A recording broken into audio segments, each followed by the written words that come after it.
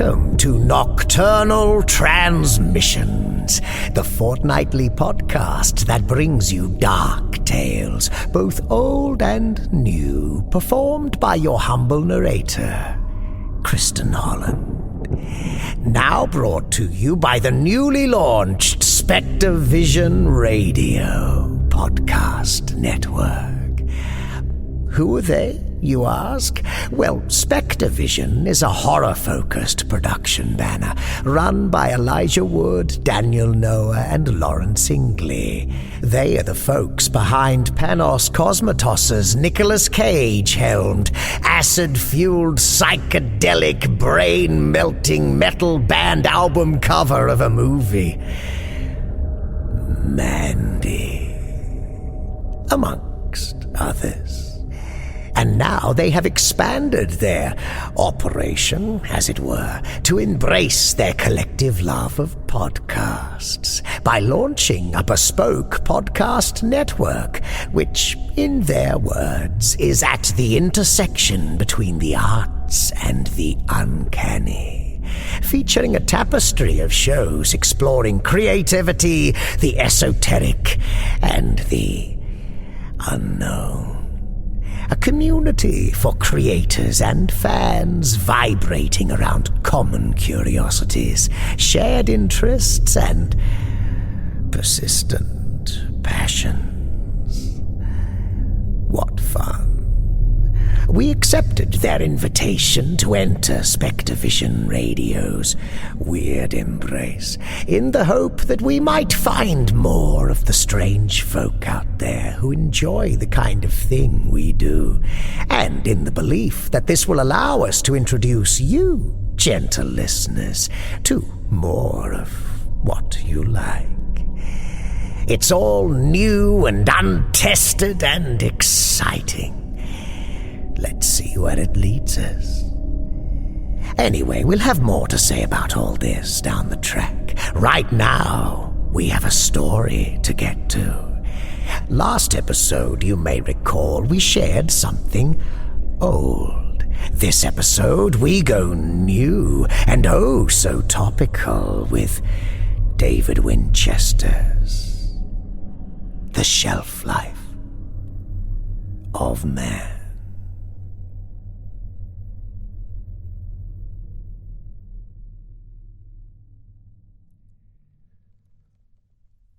Looking back on it, Marcus should have kept his mouth shut. Even after all this time, he could still see Mr. Abrams' eyes widening with interest as Marcus had detailed the plugins, apps, and the subscriptions that practically ran his department. "You just tell it what to do and it does it for you, sir," it crowed, fueled by the beers they'd shared as part of the team-building event. If he'd instead just thanked the man for noticing his hard work and turned the conversation to football or grilling, he'd still have a job. Oh, hell, I'd probably have gotten a raise, he thought bitterly. Instead, he'd gushed about AI for a few minutes and given the man ideas. I mean, why wouldn't he share something so cool with the man who decided when he was getting promoted? It showed what a forward thinker Marcus was. You just told it what to do, and it did it for you. Even if the results weren't perfect, they were usually good enough.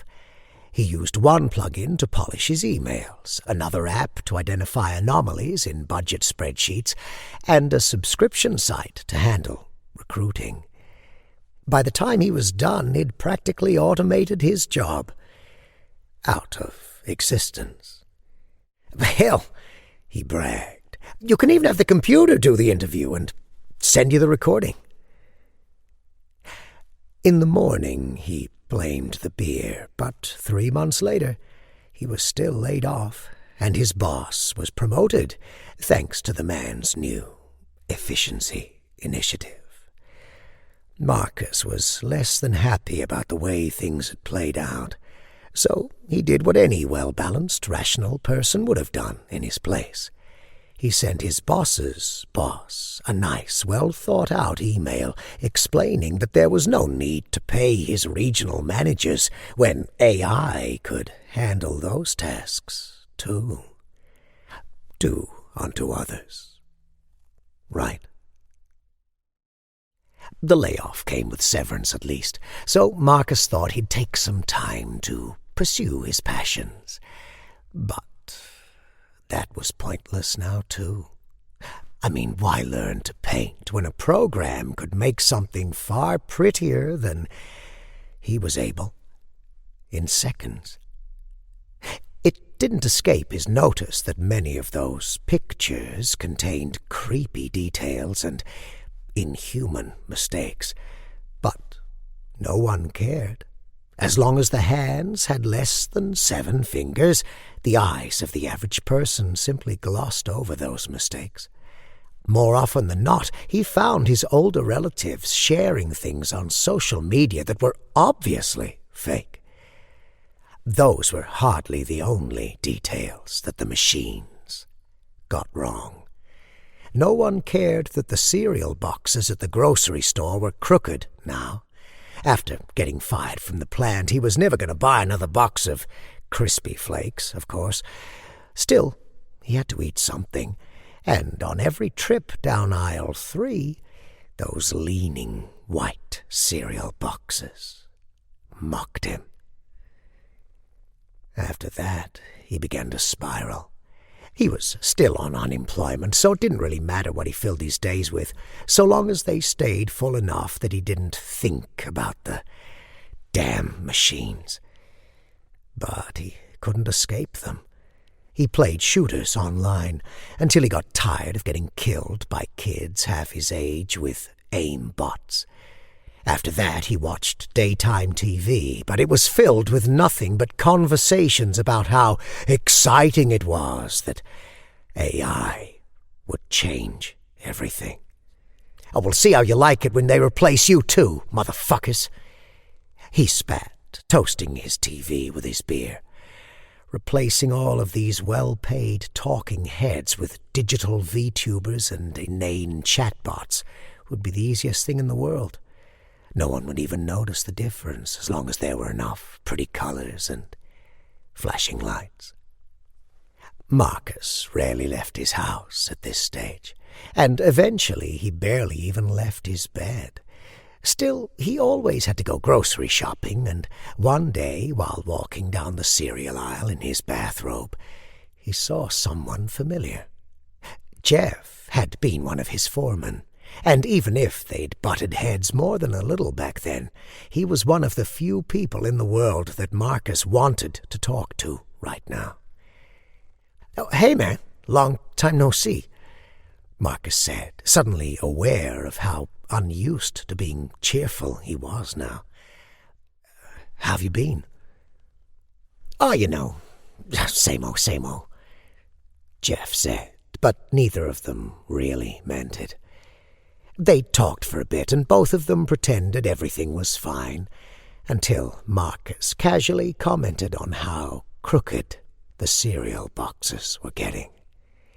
That opened the floodgates of truth, and for almost an hour the two recently unemployed men stood there in aisle 3, talking about just how ugly things had gotten. "Oh, it's getting really bad," Jeff told Marcus. "It was even before they laid off most of the guys with seniority. Tommy, Luke, even Rich is gone now." "Rich too? Oh, Christ," Marcus commiserated. "His wife is still sick, isn't she?" "Now, why would they care about any of that?" Jeff answered, shaking his head in disgust. "Used to be you needed guys who knew the machines, guys with an eye for the paper. Now, they automated the whole process. You don't need knowledgeable guys anymore, do you? Just a few warm bodies to move shit around, and a guy on call in case something breaks. That's pretty much it." Marcus felt the knife twist with every word, since he was the one who had gotten this ball rolling, even if it was by accident. He didn't say that, though. Instead, he listened. Eventually, they'd both vented enough and vowed to keep in touch as they said their goodbyes. But Marcus knew they wouldn't. The last thing either of them wanted to see was a reminder of how far they'd fallen. Still, as the weeks passed, he couldn't get the exchange out of his head. Even though he knew it was a terrible idea, Marcus knew he'd never be at peace until he went to see the place again for himself. The thought lingered, and days later, when he showed up at the plant, he was somewhere between drunk and hammered. The sane, sober part of his mind that knew this was a bad idea reminded him that he was just here to look around and see how they'd completely ruined his life. That seemed unlikely, though, since the other part of him had brought a lighter, just in case. After all, bad things could happen to unattended machinery in a building full of paper products. Marcus pulled the hoodie around his neck, even as he reminded himself that the cameras on the loading docks had been broken since forever. According to Jeff, there weren't too many people left to see him now either. While even a skeleton crew would catch him if he stayed too long, they were unlikely to notice a quick peek inside. Right? He couldn't have been more wrong. The building was a ghost town, and it quickly became apparent why. Everything had been automated. It wasn't just the pulpers and the presses that no longer needed an operator. Now every machine was cranking away on its own, and industrial robots that looked like boxes on wheels were shuttling supplies back and forth as they loaded and unloaded different machines. Jesus, he whispered, watching with dismay as he realized they hadn't just automated him and his guys out of a job. They'd done it to everyone. Practically the whole company was robots now, all the way down. Marcus was in shock as he looked around the operation. The whole thing had become a strange industrial ballet. Machines with no idea what they were doing or why. What the hell did these assets think they were doing? He yelled in the lonely, cavernous room. You can't just let all these things just run. They need to be checked and inspected. It was easy to see the problem. The calibrations were just a little off, and even though they were still in tolerance at every step, the mistakes added up. The presses made the sheets a little too long, and the cutter stamped them unevenly, making it worse instead of being tuned to correct the error. By the time the sheet reached the end, it was all wrong. He watched the same set of machines that he and Jeff had spent months getting into perfect alignment, shut down briefly, go through a self-calibration cycle, and then start back up to make the same mistakes. It would have been unacceptable when humans had been at the wheel, but now it was good, just because the little sequence of green lights said so. Oh, that's some bullshit right there, he muttered, slurring slightly as he walked over to the fancy white box that held the PLCs, deciding that he wanted to see if they worked any better with a little alcohol inside them. If they're making shit like that, I might as well give them an excuse. He'd had to fire plenty of guys for working drunk over the years. Maybe he'd see if the same rule applied to the machines that had replaced them. A few steps from his goal, though, he had to jump out of the way as a bot carrying a whole pallet of white Crispy Flakes boxes hurtled by. "There she blows!" he said exaggeratedly, not caring how much he slurred his words. "Me white whale at last." Marcus followed the bot across the floor, shouting abuse at it as it trundled toward the lift with its burden. It had reminded him why he was here in the first place. He was going to make sure that all this very expensive hardware that couldn't evacuate went up in smoke. Maybe then the next company would think twice before downsizing to 0. And if he was going to start a fire, he might as well do it where they stored the tens of thousands of cereal boxes ready for shipment.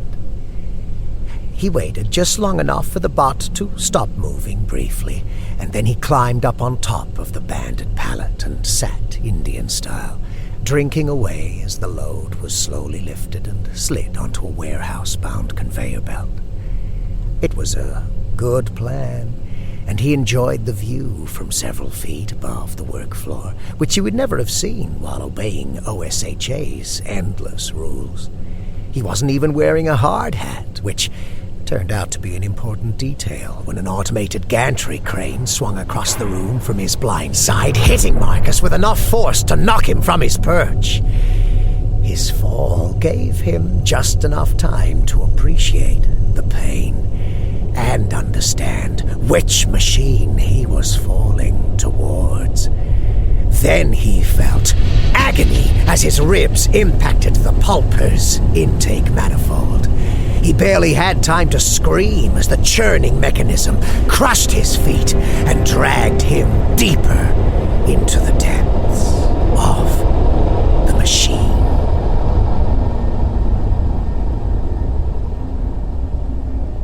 He died, overwhelmed by the smell of damp paper and barely able to hear his own screams over the sound of the machine.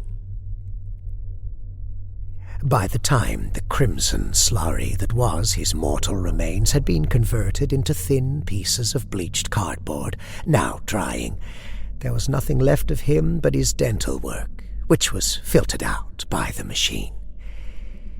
It died as it lived, becoming no more than raw materials for the very process that had rendered his life meaningless. No one noticed Marcus's disappearance except for a few of his online friends. The digital echoes of his life faded into the static of the internet, and his absence went unnoticed by the very systems he'd once embraced. It was only when his rent was 3 months past due and a sheriff's deputy served an eviction notice on his empty apartment that a missing persons report was filed, months after his gruesome demise. By then, of course, he'd never be found. Marcus's remains had been spread throughout the country in the form of 42,000 identical cardboard boxes that each proclaimed the greatness of Tasty Bits and Crunchy Flakes cereal.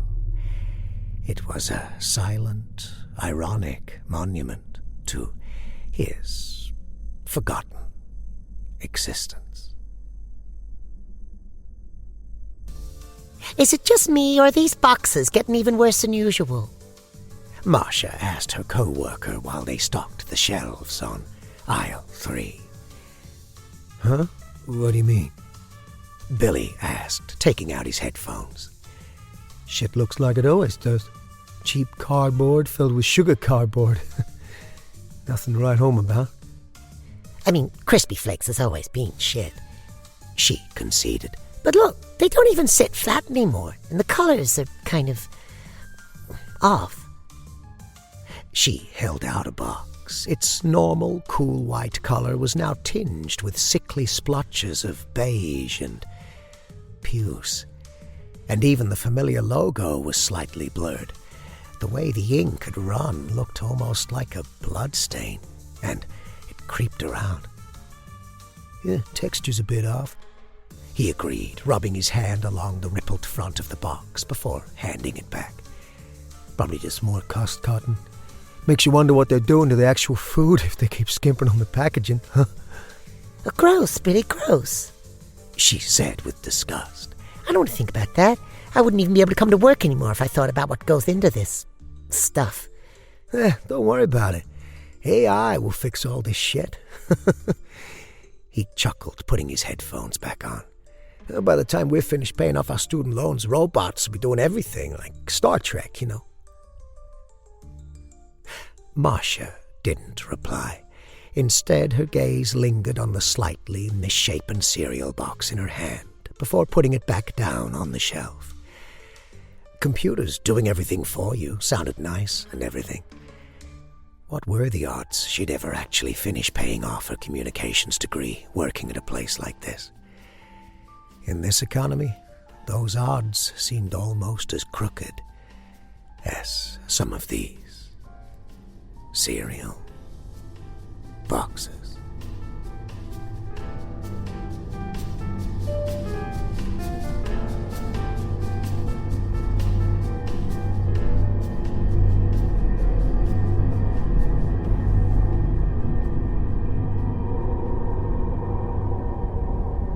The Shelf Life of Man by David Winchester.